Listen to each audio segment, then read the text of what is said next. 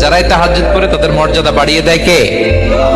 এই নামাজটাকে আল্লাহ এত পছন্দ করেন কেন? এর কারণ, এটা এমন সময় পড়া হয় যে সময় দুনিয়ার সবাই ঘুমায়। লা ইলাহা ইল্লাল্লাহু মুহাম্মাদুর রাসূলুল্লাহ। যে ব্যক্তি মানুষের কাছে কালেমার দাওয়াত পাঠাবেন, রাসূল সাল্লাল্লাহু আলাইহি সাল্লাম তাকে সঙ্গে করে জান্নাতে নিয়ে যাবেন। সুবহানাল্লাহ। মানুষের সঙ্গে ধোঁকাবাজি করে, বেঈমানি করে আপনি দুনিয়াতে সামান্য সামনে আগাতেও পারেন, বাট কিয়ামতের কঠিন ময়দানে আপনি সবচাইতে পেছনে থাকবেন। ধোঁকাবাজি করে দুনিয়াতে সামনে আগানো যেতে পারে সাময়িকের জন্য, বাট পরকালে আগানো যায় না। আল্লাহ রাসূল সাল্লাল্লাহু আলাইহি ওয়াসাল্লাম বলেছেন, 5টা বিষয় আসার আগে 5টা জিনিসকে কাজে লাগাও। তার মধ্যে একটা হচ্ছে শাবাবাকা ক্বাবলা হারামিক, বার্ধক্য আসার আগে যৌবনকে কাজে লাগাও।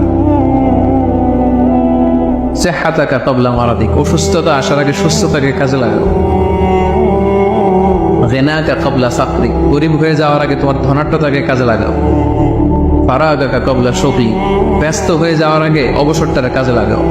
হায়াতাকা ক্বাবলা মাউতিক, মৃত্যু আসার আগে জীবনটারে কাজে লাগাও। ولسوف يعطيك ربك فترضى, আর শীঘ্রই তোমার রব তোমাকে এত দেবেন যে তুমি খুশি হয়ে যাবে। আরেকটা বড় অস্ত্র বলে দিচ্ছি, নামাজের সেজদায় যখন আপনার মাথা আপনার সবচেয়ে উঁচু জায়গাটা সবচেয়ে নিচু জায়গায় লাগিয়েছেন, আল্লাহর সামনে নত করেছেন, এই সেজদায় তাসবিহ পাঠ করেন সুবহান রাব্বিয়াল আ'লা, অথবা সুবহানাকা আল্লাহুম্মা রাব্বানা ওয়া বিহামদিকা আল্লাহুম্মা ইগফিরলি, অথবা সুবহান কুদ্দুসুন রাব্বুল মালাইকাতি ওয়ার রূহ পাঠ করেন। করার পর দোয়া করেন। সেজদায় যে দোয়াই করবেন ইনশাআল্লাহ কবুল হয়ে যাবে। দুইটা জিনিস আপনাকে চিরস্থায়ী শান্তি দিবে। এক, 5 ওয়াক্ত নামাজ জামাতের সাথে পড়বেন, মনটা প্রশান্তি দিয়ে ভরে যাবে, দেখবেন ইনশাআল্লাহ। শুধু ট্রাই করে দেখেন না ভাই, 40টা দিন ট্রাই করে দেখেন। আর 2 নম্বর জিনিস হচ্ছে, এটা আরো বড় অস্ত্র, 5 ওয়াক্ত নামাজের সাথে আপনাকে ডেইলি কোরআন তেলাওয়াত করতে হবে, মিনিমাম 1 থেকে 2 ঘন্টা। 1 থেকে 2 ঘন্টা কোরআন তেলাওয়াত করবেন, অশান্তি বলে কোনো কিছু আপনাকে স্পর্শ করবে না।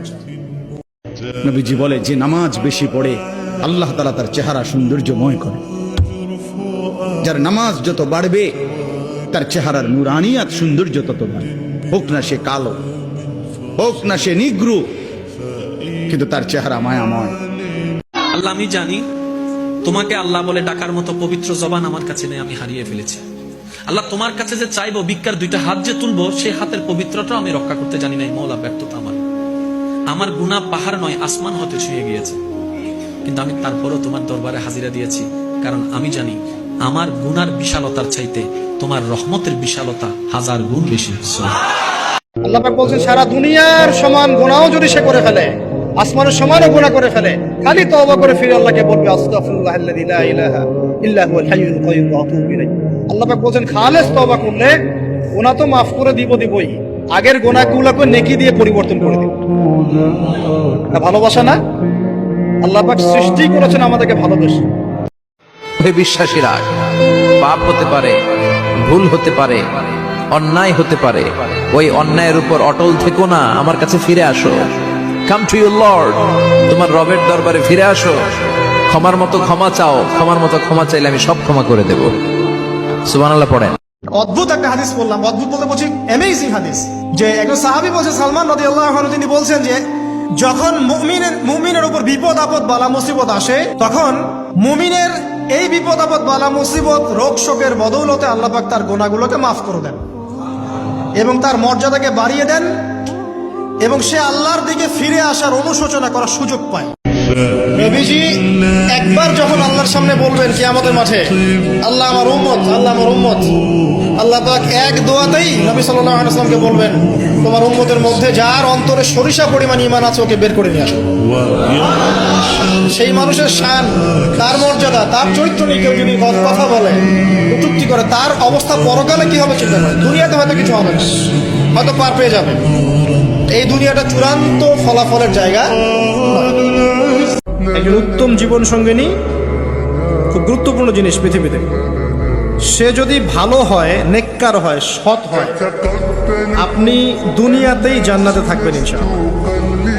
আর সে যদি বদকার হয়, দুশ্চরিত্র হয় এবং আল্লাহ এবং তার রাসূলের বিরুদ্ধাচরণ করে, আপনার আনুগত্য না করে, আপনি দুনিয়াতেই জাহান্নামের ফ্লেভার পাবেন। সারাটা জীবন পাপ করে থাকলেও একটা বার দাঁড়িয়ে খালি বলেন আল্লাহ আস্তাগফিরুল্লাহ ওয়া আতুবু ইলাইহি, মন থেকে বলেন আল্লাহ আমি ভুল করেছি, আল্লাহ আমাকে মাফ করে দাও। এক মুহূর্তের মধ্যে আল্লাহ পাক আপনার সমস্ত গুনাহগুলোকে নেকিতে পরিবর্তন করে দিবেন ইনশাআল্লাহ।